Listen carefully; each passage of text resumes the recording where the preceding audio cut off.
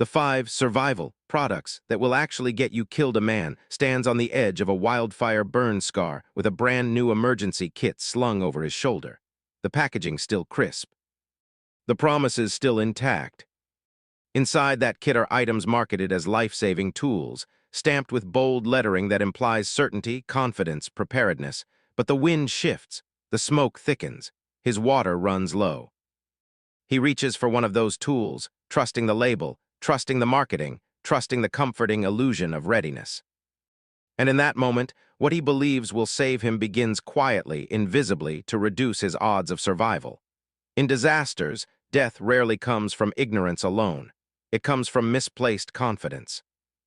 The survival industry has grown into a multi-billion-dollar ecosystem built on fear of collapse, climate instability, infrastructure failure, and civil disruption. Products are engineered, packaged, and sold to simulate resilience. But resilience is not a product. It is a system of knowledge, adaptability, and disciplined decision-making under stress. When an item promises to replace training, replace planning, or override physics, it becomes dangerous. Because in extreme conditions, misunderstandings compound, small miscalculations cascade. And the body does not negotiate with entropy. The first product on this list is the so-called 72-hour survival kit, sold as an all-in-one emergency solution.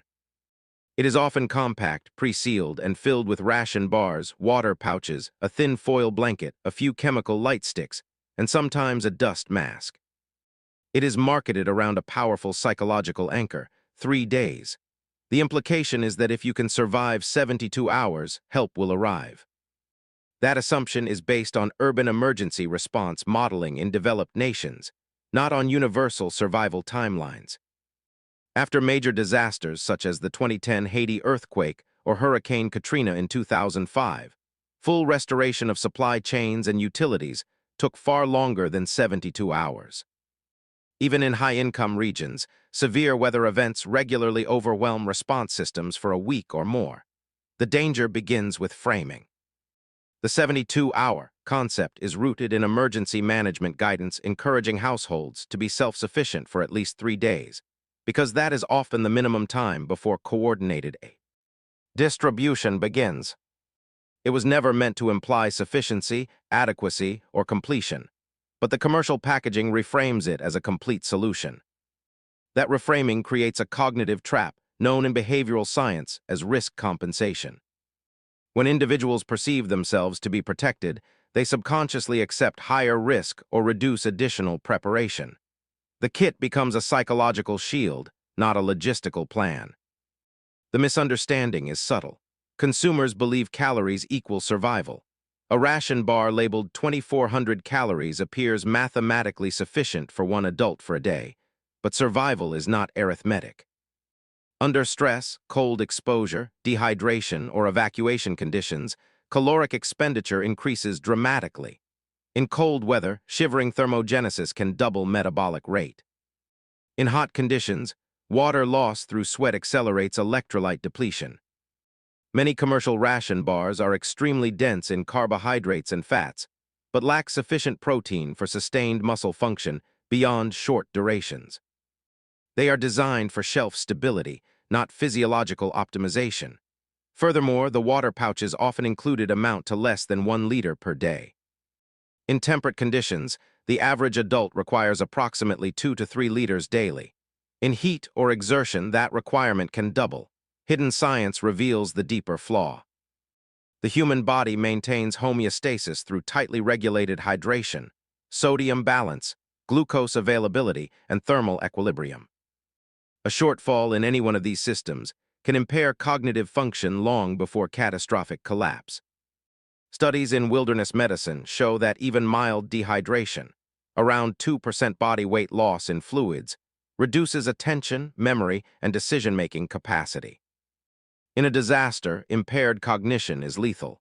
The 72-hour kit often fails not because it contains nothing useful, but because it creates a ceiling of preparation. It caps planning at the lowest acceptable threshold. Evidence from post-disaster field reports reinforces this. After the 2011 Tohoku earthquake and tsunami in Japan, many households had emergency kits prepared. Yet supply disruptions persisted in some regions for over a week, and cold exposure in evacuation centers became a major health risk, particularly among the elderly. The kits were a starting point, not a solution.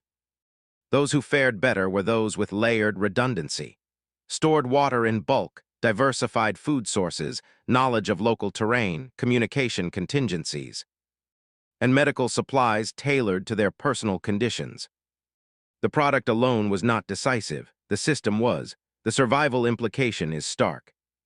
If a person assumes that owning a pre-assembled kit equals readiness, they may fail to develop evacuation routes, fail to understand local hazard maps, fail to maintain physical conditioning, fail to secure additional water storage. When the 72 hours pass and aid has not arrived, they confront a new reality without margin. The body, already stressed, now faces scarcity with no buffer. And scarcity under stress leads to compounding risk. When calories run low, people ration excessively, slowing metabolism, impairing mobility. When water is scarce, they may delay drinking to save it, accelerating dehydration. When cold sets in, the thin foil blanket, often marketed as a thermal solution, reflects radiant heat but provides almost no insulation without additional layers or wind protection. Hypothermia can develop in temperatures well above freezing, especially when clothing is wet or when individuals are immobilized. The kit did not lie outright, it simply did not explain physics. This pattern repeats across the survival marketplace.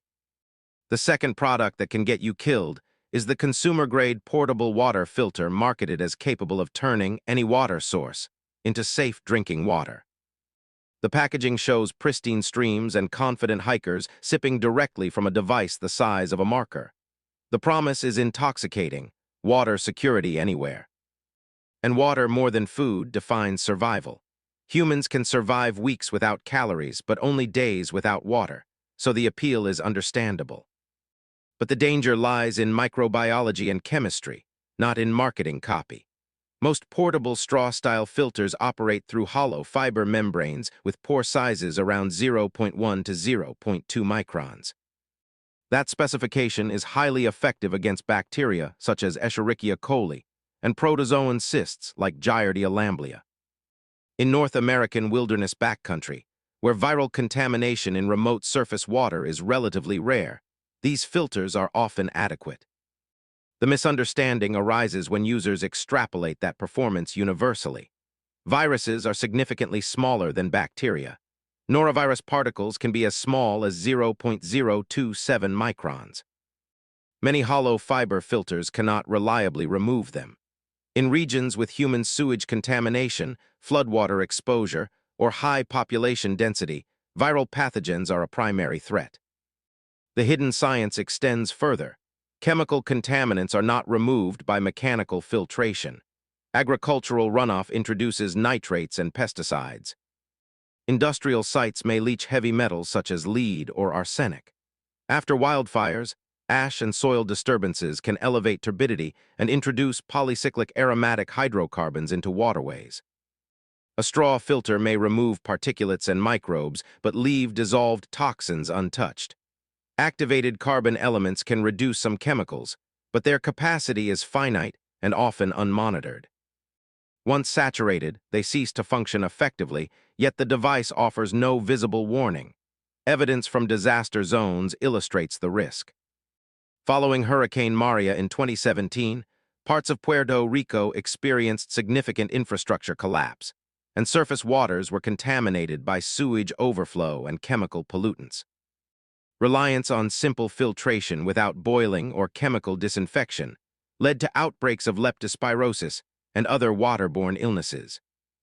In global humanitarian operations, the gold standard for uncertain water sources combines multiple barriers: sediment filtration, chemical disinfection, and where possible, boiling. Redundancy is not optional, it is foundational. The survival implication is that a filter is a tool within a protocol, not a standalone guarantee. When someone believes they can drink from any puddle because they own a device, they expose themselves to pathogens that cause severe dehydration through vomiting and diarrhea. In a survival scenario, gastrointestinal illness is catastrophic. Fluid loss accelerates, electrolytes destabilize, weakness compounds. Evacuation becomes harder, decision-making deteriorates. Escalation occurs when water sources are limited. Imagine a floodplain where all visible water is turbid and contaminated with sewage and industrial runoff. The filter clogs rapidly due to sediment. Flow rate decreases. The user, dehydrated and impatient, may bypass the filter entirely, or they may drink inadequately treated water believing partial filtration is enough. Each compromise increases pathogen load. Each pathogen multiplies inside the body. The third product is the compact emergency tent heater marketed for vehicle camping and grid-down scenarios. These are often propane-powered radiant heaters designed for enclosed spaces. They are sold with phrases like indoor safe and low oxygen shutoff. In cold environments, hypothermia is a real and immediate threat. The body loses heat through conduction, convection, radiation, and evaporation.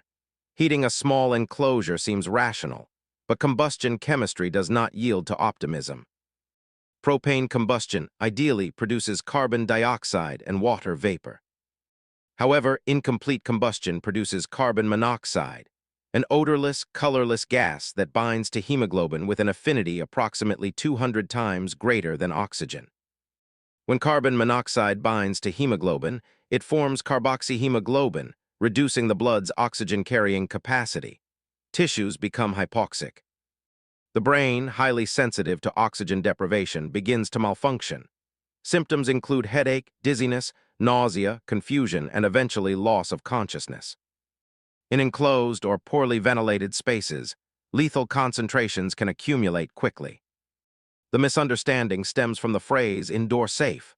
In product engineering terms, this often means the device includes an oxygen depletion sensor that shuts off the heater when ambient oxygen falls below a threshold, typically around 18%. But carbon monoxide can reach dangerous levels before oxygen drops sufficiently to trigger the sensor. Furthermore, ventilation recommendations are frequently ignored in cold conditions because opening vents allows heat to escape. Users seal their environment to preserve warmth, unintentionally creating a gas chamber. Evidence is grim. Every winter, carbon monoxide poisoning claims lives in North America and Europe due to generators, charcoal grills, and portable heaters used indoors during power outages. After major winter storms such as the 2021 Texas freeze, emergency departments reported spikes in carbon monoxide poisoning cases linked to improvised heating methods. The physics is consistent. Combustion consumes oxygen and produces gases. Without adequate ventilation and carbon monoxide detection, risk escalates invisibly. The survival implication is paradoxical. The tool intended to prevent hypothermia can induce silent hypoxia. Hypothermia progresses visibly: shivering, slurred speech, clumsiness. Carbon monoxide poisoning progresses quietly. Victims often lie down due to dizziness and never wake. In a disaster where emergency services are delayed, there is no rapid rescue, and so the pattern emerges again. A product solves one variable while introducing another that is less visible but equally lethal. Survival is a balance of trade-offs governed by physics, physiology, and probability. When marketing compresses that complexity into a single promise, it erases the trade-offs, and erased trade-offs become fatal surprises. The fourth and fifth products extend this logic further, each exploiting a kernel of truth and expanding it into overconfidence. Because in extreme conditions, it is not ignorance of danger that kills most often. It is miscalibration. The gap between what we think a tool can do and what it actually can do is where risk accumulates, and in the next phase, that gap widens.